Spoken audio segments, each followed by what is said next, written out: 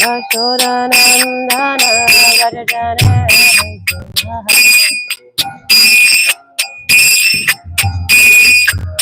Yashodanandana Varajana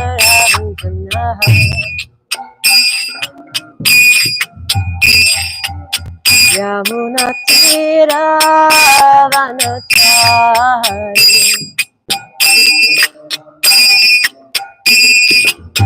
Yamunatira Vanachari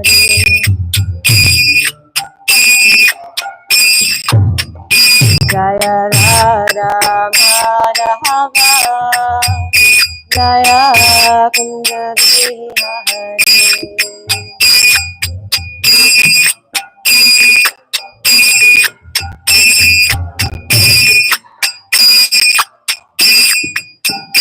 Jaya Radha Madhava Jaya Kunda Hari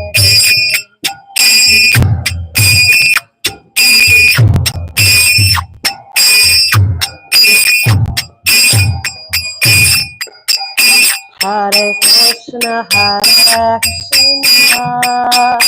Krishna Krishna, Hare Hare, Hare Rama, Rama Rama, Hare Hare.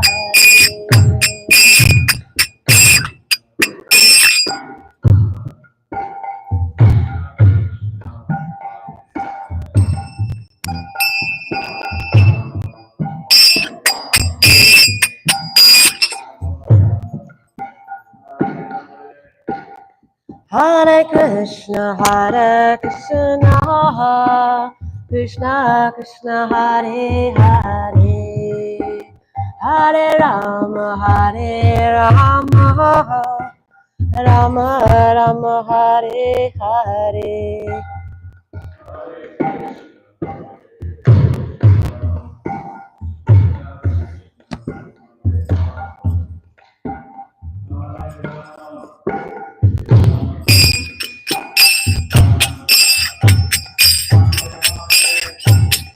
Jaya Radha Govinda, Radha Govinda, Shri Hare.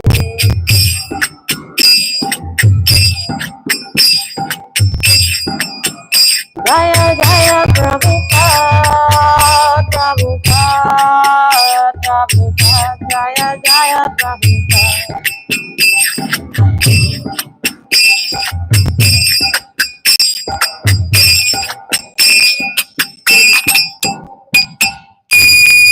Gaur Pramanande, Hari Hari Bol. No worries.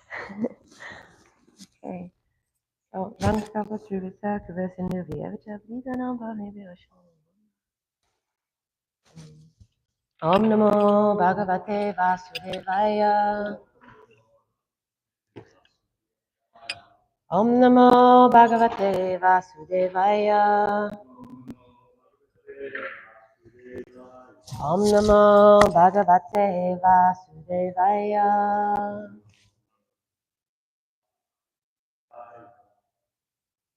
Hare Krishna. So today we're reading from Srimad Bhāgavatam, Canto 4, Chapter 3, verses 12, 13, and 14, focusing on verse 12. So I will read through all three of the verses and then we'll go back to 12 and repeat that one together. Okay. I'll also read the translations of 12, 13, and 14. Oh, okay. Text 12. Asya prayanante abhavanya yoshito piyalankrita kanta saka varutasaha yasam rajavihi siti kantamaditam nabo vipanai kalahamsa pandubihi. Translation by His Divine Grace Srila Prabhupada. O never born, O blue-throated one, not only my relatives, but also other women dressed in nice clothes and decorated with ornaments are going there with their husbands and friends. Just see how their flocks of white aeroplanes have made the entire sky very beautiful. Text 13. Katam sutya pitre geha kotukam nisamya dehe surya varya nenkate ahutapi aviyanti sohradam pato guru deha kritas chaketanam. O best of the demigods, how can the body of a daughter remain undisturbed when she hears that some festive event is taking place in her father's house? Even though you may be considering that I have not yet been invited, there is no harm if one goes to the house of one's friend, husband, spiritual master, or father without invitation. In text 14, Tanme prasididam amritya vanchitam arto bhavam karuniko patati Vayatmanoradeham aparaha chakshusa nirupita mangugrehana yachitaha. Translation: O immortal Shiva, please be kind towards me and fulfill my desire. You have accepted me as half of your body. Therefore, please show kindness toward me and accept my request. So let us go back to text 12. I'll read it again and then we'll repeat it together.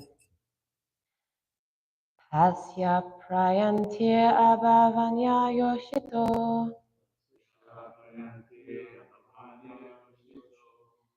hiyalankrita kanta sakavaruntasaha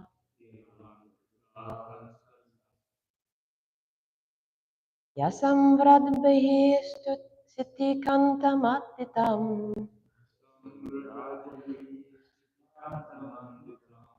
navo vimanai kalahamsa pandubihi Asya prayantir abhavanya yoshito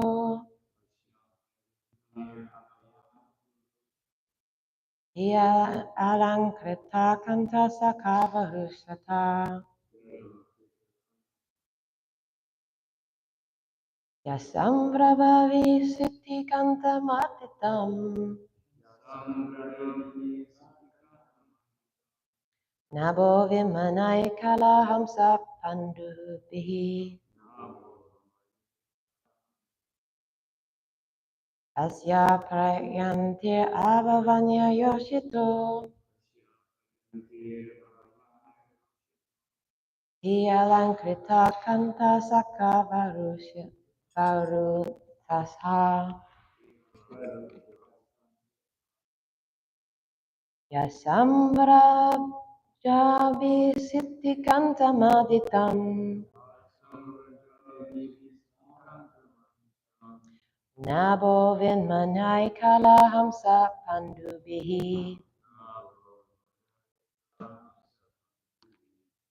Please repeat.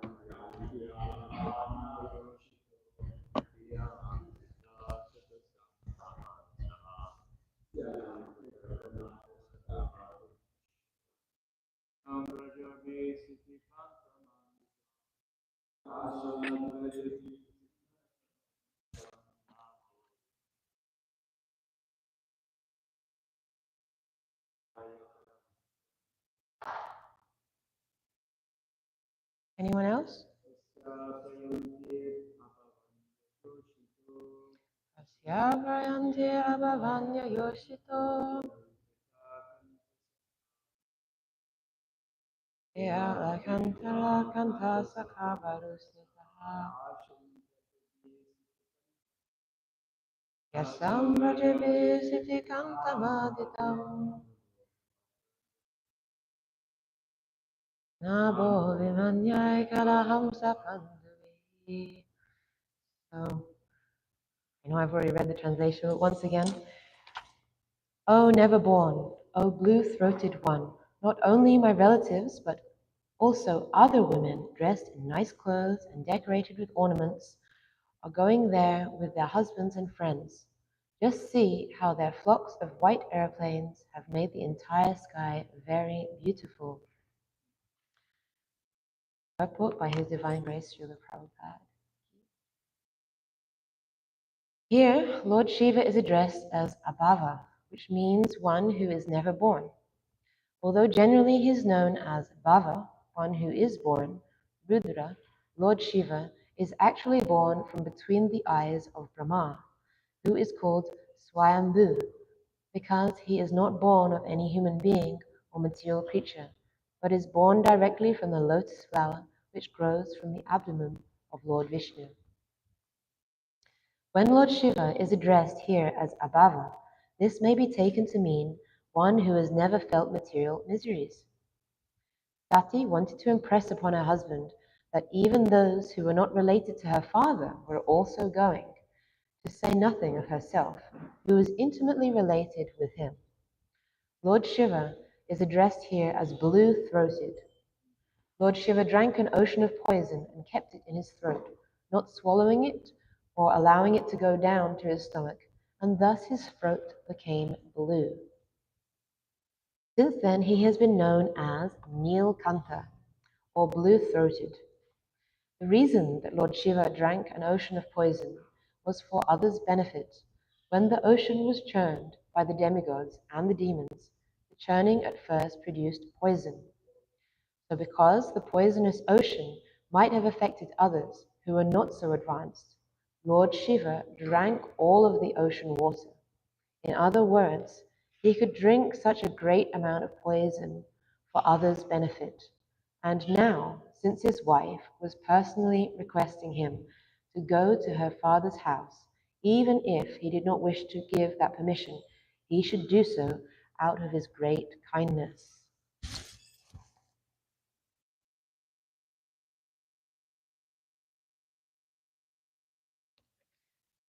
So thank you for allowing me to speak today and try to have a discussion here on these selection of verses. So we all know that one of the basic understandings of Krishna consciousness is, of course, that we are not this temporary material body. It's written there in the very beginning of the Bhagavad Gita, when Lord Krishna begins to explain to Arjuna what his position is. So we understand that we are not this body, which is in fact just a covering for our eternal spirit souls that have an eternal position in the spiritual world, living there eternally. And in that spiritual world, we are situated in one of the 5 primary rases, that being of Sankhya, Dasya, Sakya, Vatsalya, or indeed Madhurya rasa. So, who here has read Jaiva Dharma? Anybody read Jaiva Dharma? Yes, I highly recommend Jaiva Dharma. It is a wonderful book. It's very easy to read. It's one of my favorite books of Bhaktivinoda Thakur. So in Jaiva Dharma, Bhaktivinoda Thakur describes that the bliss of our eternal loving relationship with Krishna is that servitude to Krishna is pure prem. Thereafter, prem in the form of servitude is the jiva soul's swarup dharma. So what he is saying here is that experiencing the overwhelming bliss of divine love is the soul's intrinsic and individual nature. That is our swarup dharma. And that nature is known in Sanskrit as the swabhava. So let's talk a little bit more about this divine love. This pure love is based on ourselves being able to love freely.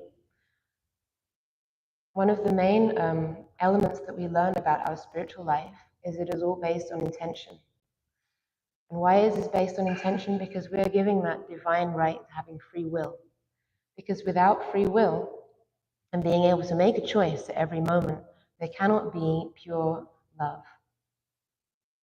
So at every moment we have a choice to make, we're able to exercise our free will.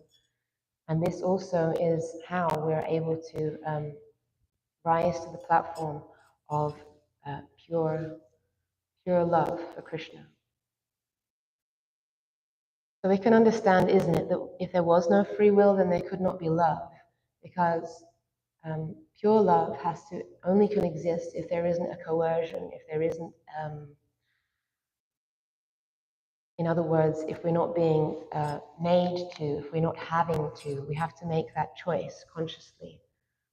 And in this way, we're able to manifest real love. So how did this happen? We understand that Srila Prabhupada has told us that we all originated from the spiritual world itself, isn't it? We all agree. So this means that at some point something happened and we ended up here in the material world. Although it's interesting because it is described that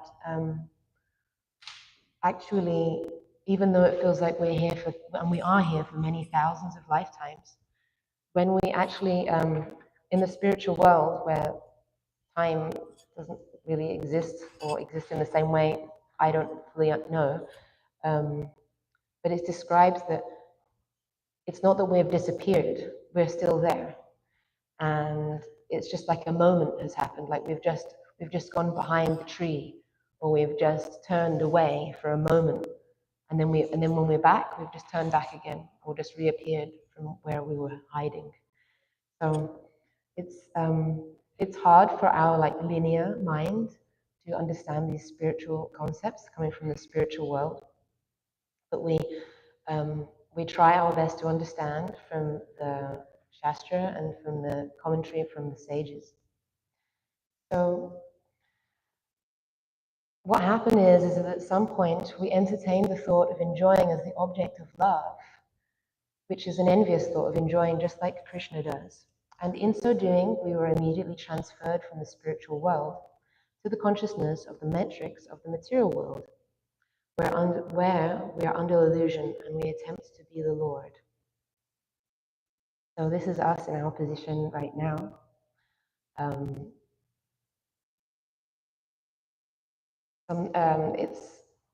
It's an interesting topic, and the reason I'm talking about this is when I read this verse about how Mother Sati is insisting that she wants to go. She's insisting to her husband, Lord Shiva, I must go to this occasion. It reminded me of how something must have happened with us in the spiritual world, where against what is best for us, we somehow or other came into a situation where we insisted we wanted to go and we wanted to experience this material world. Just like it is compared to the child insists to the father that he must have something, and because the father loves the child, he allows it even if he knows it's not good for the child, so that the child can have the thing but also learn from his experience. So Srila Prabhupada's famous disciple, Shama Sundar, who wrote the Chasing Rhinos book that some of us may have read, he once asked Srila Prabhupada, can we predict that returning back home to the spiritual world will be permanent? And Srila Prabhupada replied, actually no, there is no permanent effect because we have a little independence, that free will we have.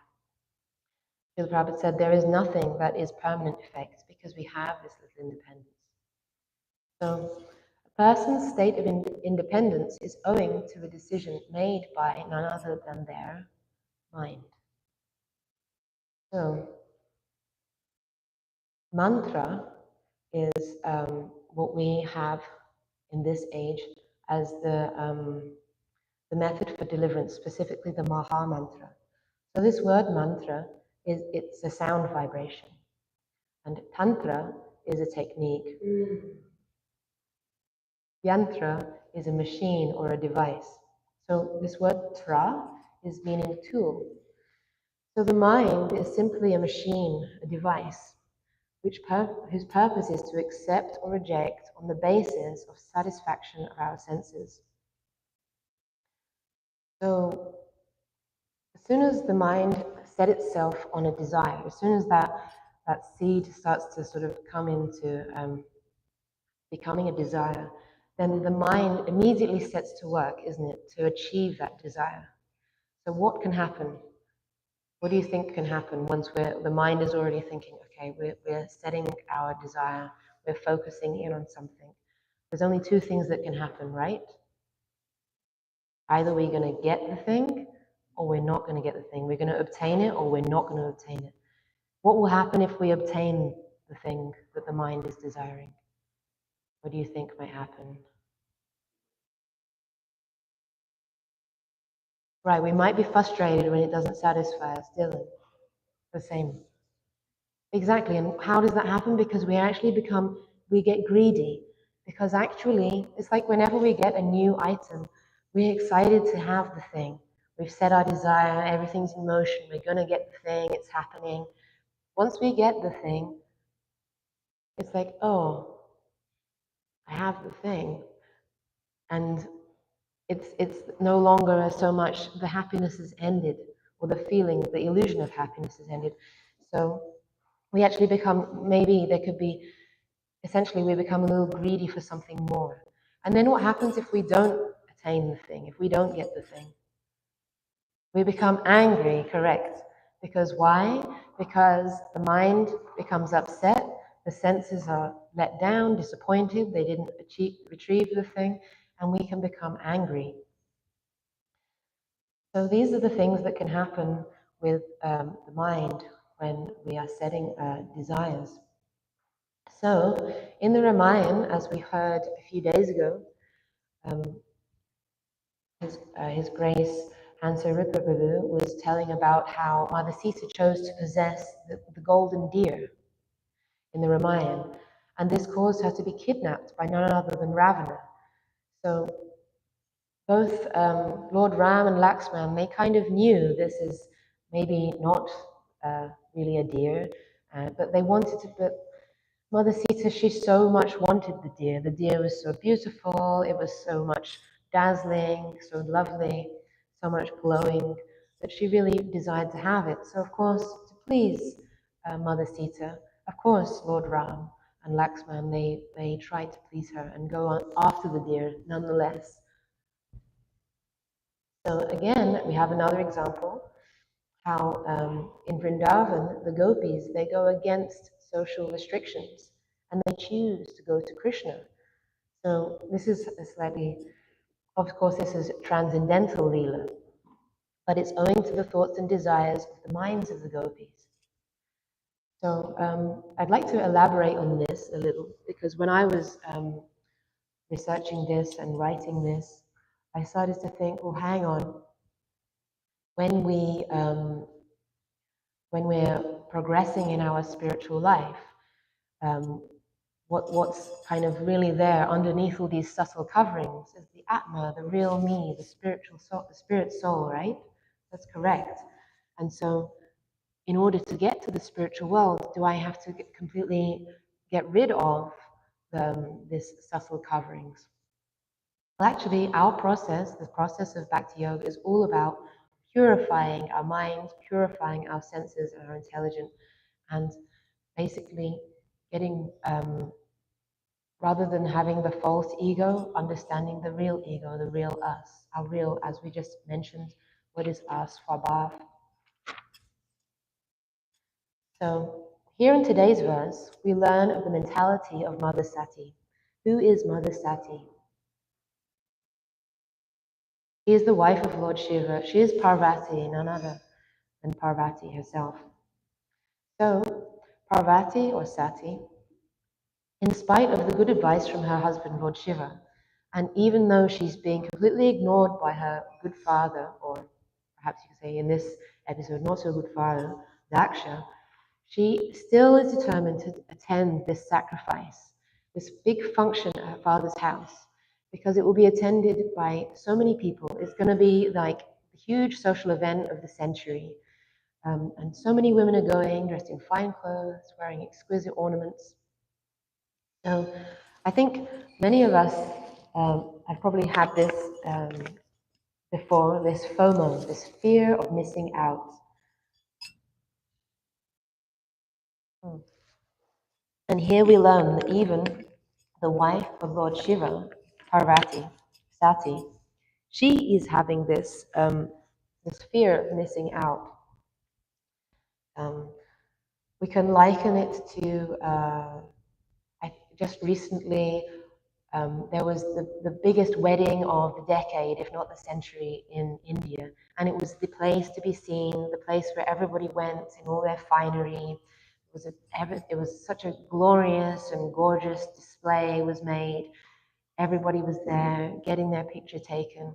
And the social media was awash with pictures of people showing how they were there. So we can liken it to something like that. Sati could see that all across the universe, absolutely everybody she knew, not just her relatives, but also people she didn't even know, they were going. So how is it that she's stressing to Lord Shiva, how is she not also going? She must go. And we can understand that it is something inherent in all of us, not just a feminine quality, to want to be amongst people who we respect, who we admire, and also to decorate ourselves nicely. It's actually very auspicious, specifically for the ladies, to decorate themselves nicely when there is a festival event happening. And we see this regularly when there is, so anyone who doesn't know that's watching online, but you probably do know, I also help to manage our Govinda's gift shop. And our busiest season is the lead up to the Rath Yatra festival, which is our biggest festival. And there, both men and women, they will come, and everybody wants to get their outfits ready. And it's a really wonderful and exciting time. But it's really a time where we allow ourselves, like in the worship of Lord Jagannath, to dress nicely, both as a devotional act, but also socially. We want to do this. I have some friends who plan their outfits very much in advance, getting things specially made in India and so on, so that they can be, very much like happy in their dress and in their ornaments, and very much honor the event by their spectacular dressing. And also, naturally, there is an element of wanting to um, uh, compare one another in your status and social standing, um, in the way that you're dressing, and the story of how you got your clothing or your fine ornaments. Or some ladies will go in matching, they will be in matching things, and they'll have a dance that they'll do, and it's very beautiful. And it's a wonderful outlet of creativity, um, of devotion, actually, that we can show, and it's very attractive. And so here we see that Parvati, she also has these feminine desires, these qualities. She also wants to be amongst the other ladies, be seen, and to be ornamented. So where does this all come from? This all comes from these rasas that we just mentioned, which ultimately they come from the spiritual world. These different relationships that we want to have with one another, and this desire to have relationships, to have reciprocation. So this is just another manifestation of that. So Sati, in verse 12, the main verse that we're reading today, she tries to persuade her husband Shiva to change his decision because he decides that, you should not go. I do not give you the permission to go. Because, of course, Lord Shiva, who is Lord Shiva? He's always there. He's always in meditation. When we see the images of Lord Shiva, he's always just in quiet meditation. He's very much content within himself. He's simple. He doesn't need any of these things. However, he has a wife, and as she refers to in the further verses, he has given half of his body to his wife. So she tries to persuade her husband to change his mind by addressing him as Abhava, as it's written in the purport there, which means the unborn. So she's trying to stress his superior status, knowing, even though he's not inclined to these material things, she is. And she is also calling him by his name Nilkanth, which we just read there in the purport, which is referring to his blue throat. And of course, he gets this blue throat by swallowing the poison, which appears just before the nectar appears after they're churning the ocean of milk. And this, of course, is a name which also denotes to his magnanimousness, his caring for the others who could have been harmed by this poison. When he knew that he was able, he had the spiritual strength to be able to not get poisoned by this. So he drank all of this poison away so that no one could get harmed by it. So Mother Sati, she uses this word, abhava, or unborn. So how can we understand this a little more? Well, the significance of this word and the special status of Shiva, we can understand if we consider the process of expansion by none other than Lord Krishna himself. So we know that Krishna expands into 4 Chaturvyuha forms, that is Vasudev, Pradyumna, Anirudh, and Sankarshan. Then Sankarshan expands into Sadashiva. According to verse 43 of the Brahma Samhita, Maheshdam, the abode of Lord Shiva, is a planet within the spiritual sky and is not in the material world. So Lord Shiva is a unique category of living entity. He is not a jiva. In verse 45 of the Brahma Samhita, it describes that Shiva is almost the same as Krishna, and we have the very well-known comparison, analogy of yogurt and milk. That, of course, yogurt is what happens to milk when it is transformed. And I know, is it you, back to Ryan? You're making very good. Is it you making yogurt? Yes, I heard very much acclaim of the wonderful creamy yogurt that is being made now in our devotee kitchen. So devotees such as back to Ryan will understand the process of how milk is transformed into yogurt. How do you transform it? You make it hot and you let it cool down a little. And you add yogurt or a culture to it, and it turns then into creamy and thickened milk or yogurt. So there we have that there is a transformation that happens. So in the same way, we have Shiva and Krishna. But I believe, as you also know, you're into Ayurveda, that yogurt and milk are 2 substances which should not be mixed. So the same like Shiva and Krishna.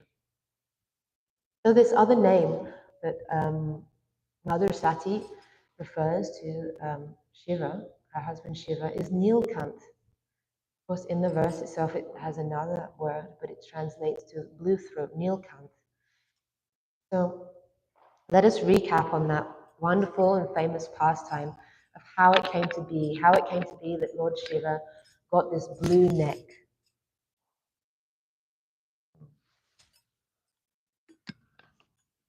So, Lord Indra was riding on his celestial elephant, Airavata, and then he saw Durvasa Muni. So, what does Durvasa Muni Durvasa Muni have a reputation for? Anyone know? Anyone remember? He's easily angered, exactly. He has a short temper. He's so easily angered, and then when he's angered, he immediately hurls curses at the persons or whomsoever made him angry. So, when Durvasa Muni saw Indra, he gave him a special flower garland. Indra placed that garland on his carrier, his elephant's head. However, because this flower garland was full of wonderful and fragrant flowers, of course, who else was attracted to the flower garland? None other than, what do you think? Bees. Bees were attracted to these fragrant flowers. So, of course, the elephant, with his trunk, immediately grabbed the flower garland and tossed it to the ground, being disturbed by all the bees, which were now trying, imagine if many bees were buzzing around your head, you would away. Even if we like bees, we wouldn't want this happening.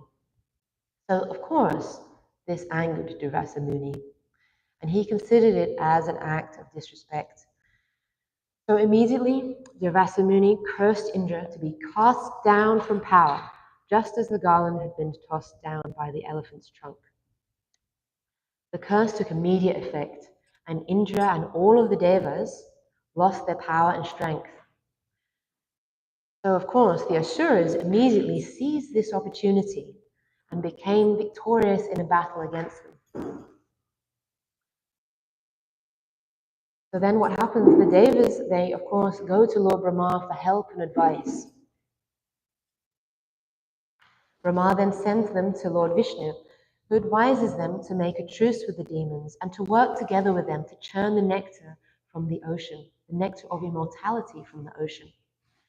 Lord Vishnu assures them that by drinking this nectar of immortality, that they'll be restored to their former status, and also that the Asuras would not be able to drink from this nectar and become more powerful than they've already become.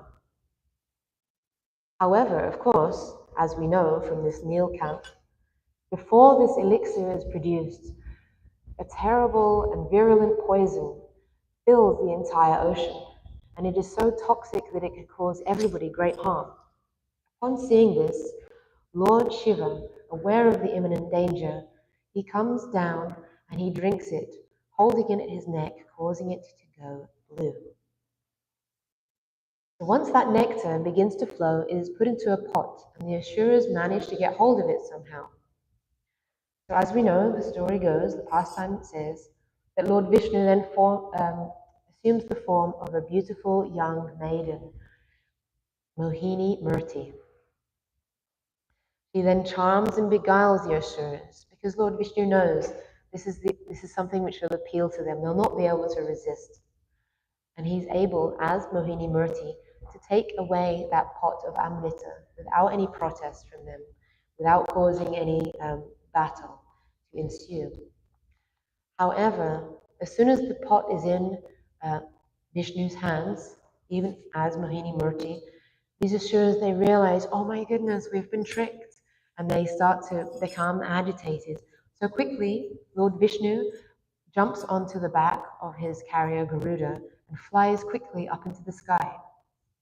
As he ascends quickly into the sky, 4 drops of water fall down from that pot of the nectar, the elixir of immortality, and they fall in Haridwar, Ujjain, Nasik, and Prayag.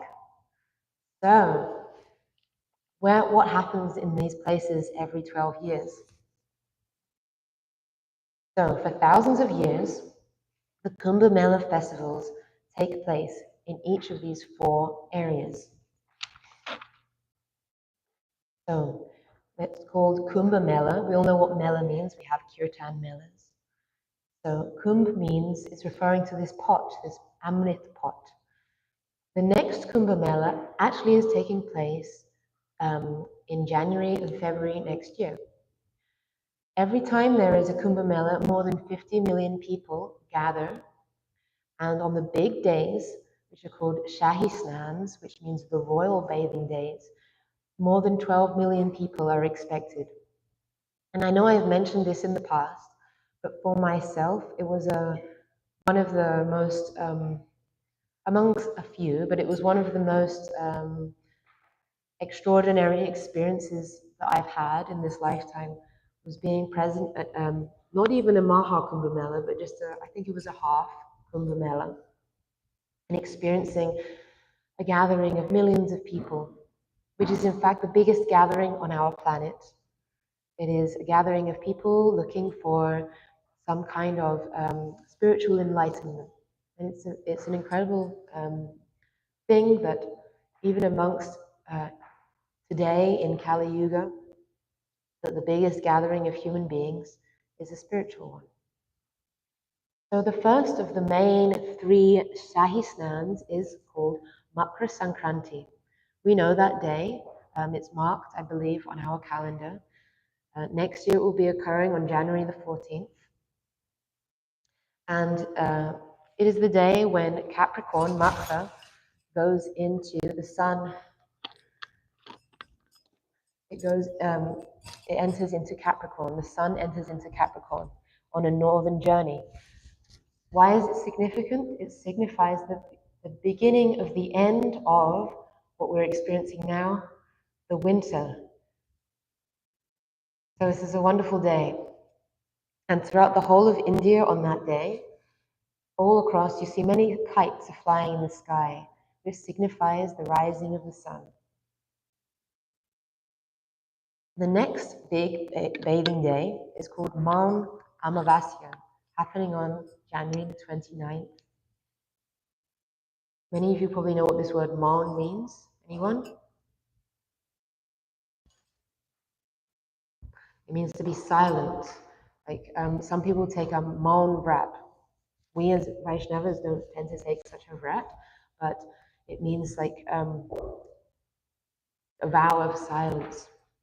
So Amavasya, of course, is the new moon. As we know, in Vedic culture, the new moon is a very auspicious day to do all kinds of spiritual activities.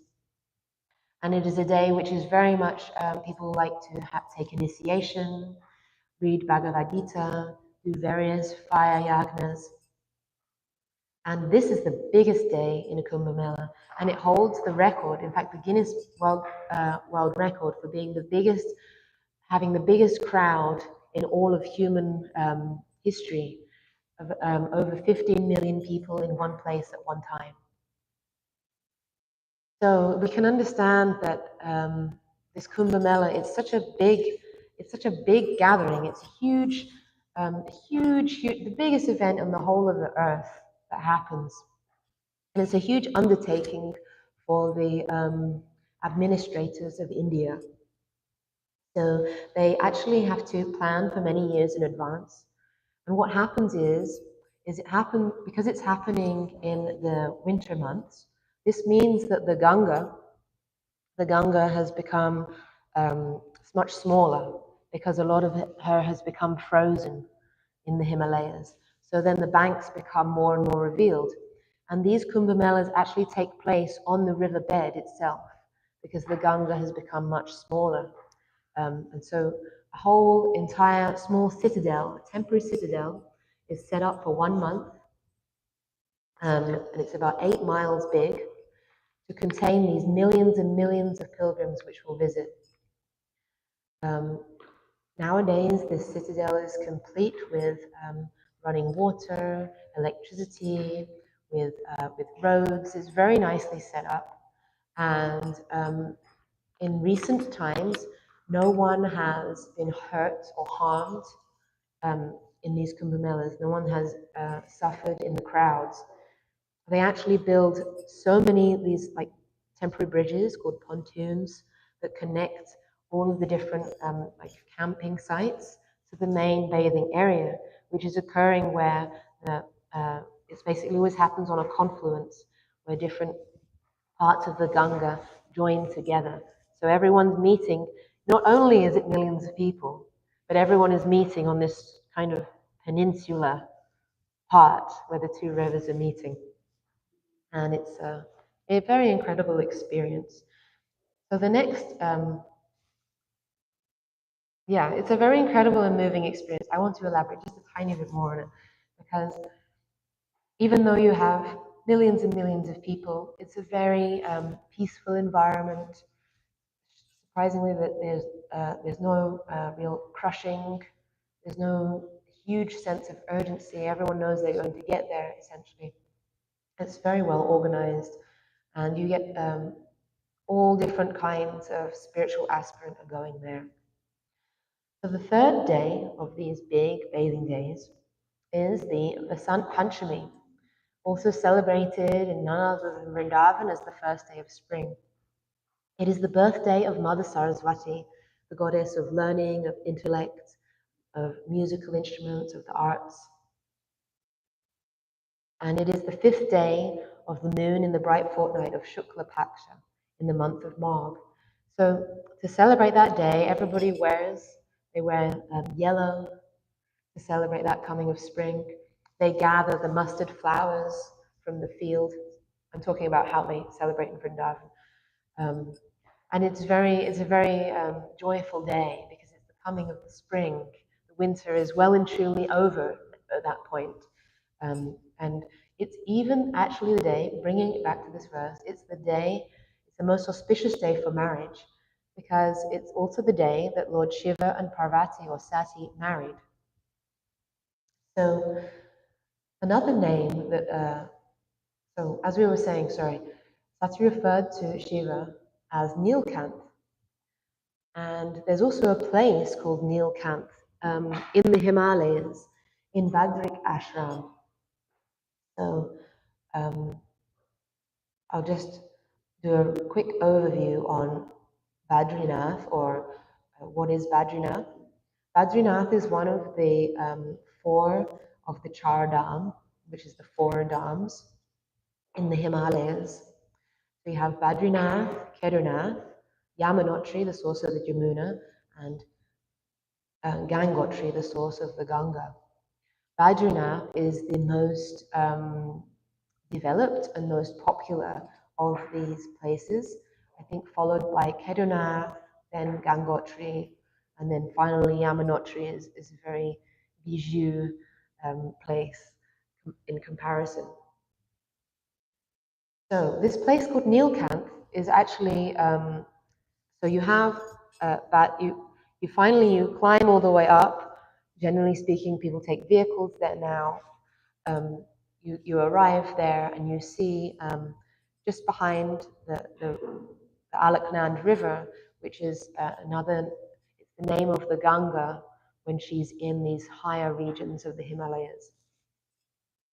So just behind that river is the glorious temple of Badrinath, which when one first sees it, it actually looks similar, like it's very much a Himalayan-esque style. It looks similar to like what we might think of as a Tibetan temple, the style of it, and the colors, the painting used. So just behind Badrinath, further up, there is a huge and glorious looking peak, and that is the peak of Nilkanth.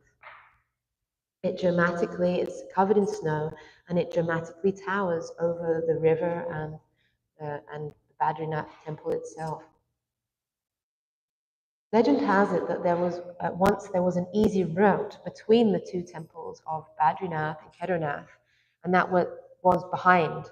You used to be able to walk behind the Badrinath temple and through that valley, but now there stands this Nilkanth peak. So it used to be that once you could reach Badrinath and Kedarnath within 1 day of walking.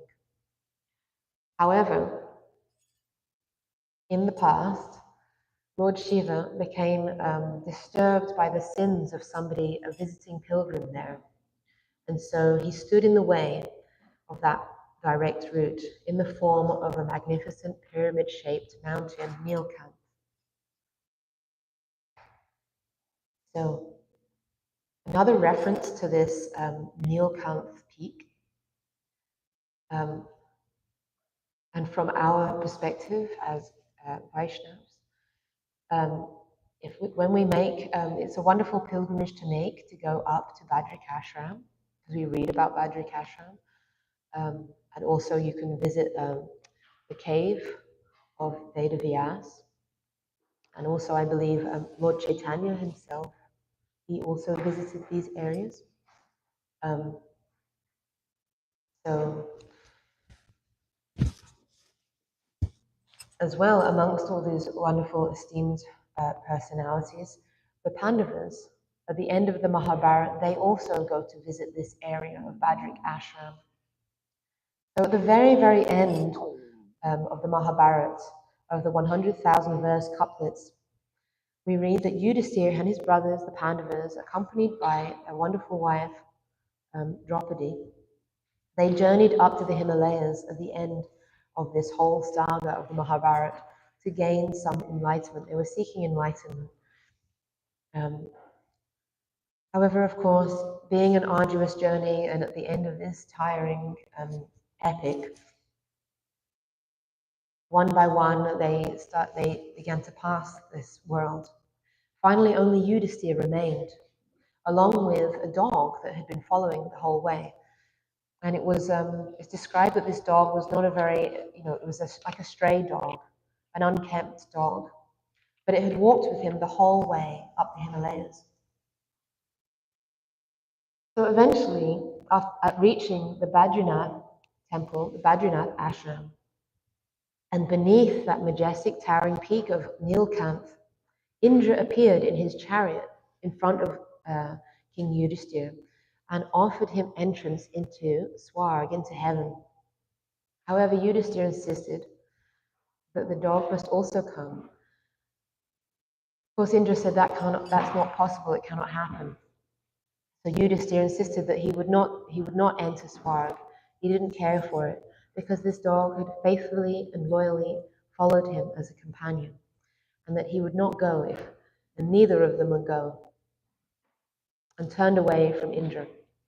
At this moment, Indra said, "Stop, that dog is really Dharmaraj." And at that moment, the dog revealed himself in his true form as none other than Dharmaraj. So that was my kind of explanation and some of my experiences which were connected to things which I thought of when I was reading these selection of verses. There's a little time for some questions or comments, corrections from any of you. Have another microphone so that you can be heard by the viewers at home. Thank you, Anna.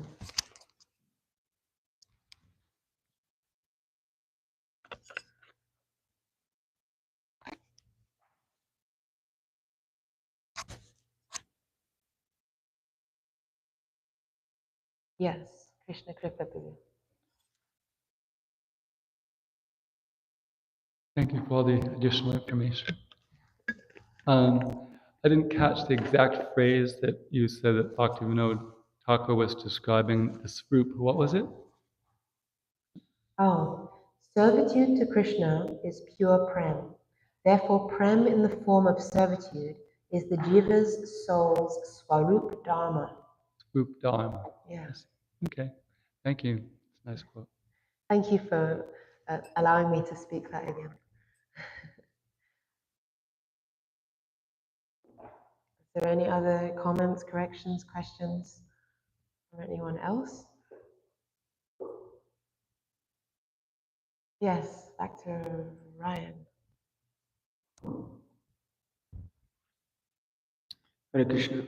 Sometimes we hear, like in the previous canto, we were hearing that sometimes these guna avatars, like Lord Shiva, Lord Brahma, even Vishnu, could be considered to be tinged by material nature. We even had one class who said that they're kind of in Maya because they are associated very closely with the material energy. So I was also recently seeing that Mahesh Dham, this Mahesh Dham, this Mount Kailash, is also situated in the spiritual world in Vaikuntha. So how is it that, maybe you could explain how it is that Shiva can be situated in the spiritual world in some kind of eternal position in Mahesh Dham, and then also still be considered conditioned in the material world? Good question. To my understanding, Lord Shiva isn't actually affected and conditioned by the material world because he isn't actually a jiva. So he doesn't become conditioned by the material world. Does anyone want to, any of our senior Vaishnavas want to elaborate on that?